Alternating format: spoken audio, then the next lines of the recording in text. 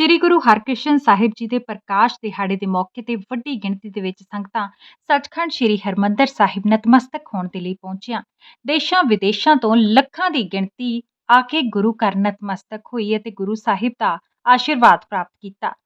ਰਾਤ ਦੇ ਸਮੇਂ ਦੀਪਮਾਲਾ ਅਤੇ ਆਤਿਸ਼ਬਾਜ਼ੀ ਕੀਤੀ ਜਾ ਰਹੀ ਹੈ। ਇਸ ਮੌਕੇ ਸੰਗਤਾਂ ਵੱਲੋਂ ਜਿੱਥੇ ਗੁਰਬਾਣੀ ਸਰਵਣ ਕੀਤੀ ਗਈ, ਉੱਥੇ ਹੀ ਸਰਬੱਤ ਦੇ ਭਲੇ ਦੇ ਲਈ ਅਰਦਾਸ ਕੀਤੀ ਗਈ।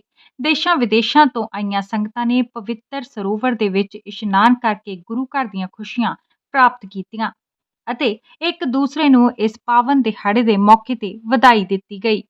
ਵਾਹਿਗੁਰੂ ਜੀ ਕਾ ਖਾਲਸਾ, ਵਾਹਿਗੁਰੂ ਜੀ ਕੀ ਫਤਿਹ। 8ਵੇਂ ਪਾਤਸ਼ਾਹ ਸ਼੍ਰੀ ਗੁਰੂ ਹਰਕ੍ਰਿਸ਼ਨ ਸਾਹਿਬ ਜੀ ਦੇ ਪ੍ਰਕਾਸ਼ ਦਿਹਾੜੇ ਤੇ ਲੱਖਾਂ ਦੀ ਸੰਗਤ ਨਤਮਸਤਕ ਹੋ ਰਹੀਆਂ ਵਾ। ਵੱਖ-ਵੱਖ ਸੰਗਤਾਂ ਦੇਸ਼ਾਂ ਵਿਦੇਸ਼ਾਂ ਤੋਂ ਆਣ ਕੇ ਮੱਥਾ ਟੇਕ ਰਹੀਆਂ। ਰਾਤ ਨੂੰ ਦੀਪਮਾਲਾ ਤੇ ਆਤਿਸ਼ਬਾਜ਼ੀ ਹੋਏਗੀ ਤੇ ਸੰਗਤਾਂ ਨੂੰ ਲੱਖ ਲੱਖ ਵਧਾਈ ਦਿੰਦੇ। ਵਾਹਿਗੁਰੂ ਜੀ ਕਾ ਖਾਲਸਾ, ਵਾਹਿਗੁਰੂ ਜੀ ਕੀ ਫਤਿਹ।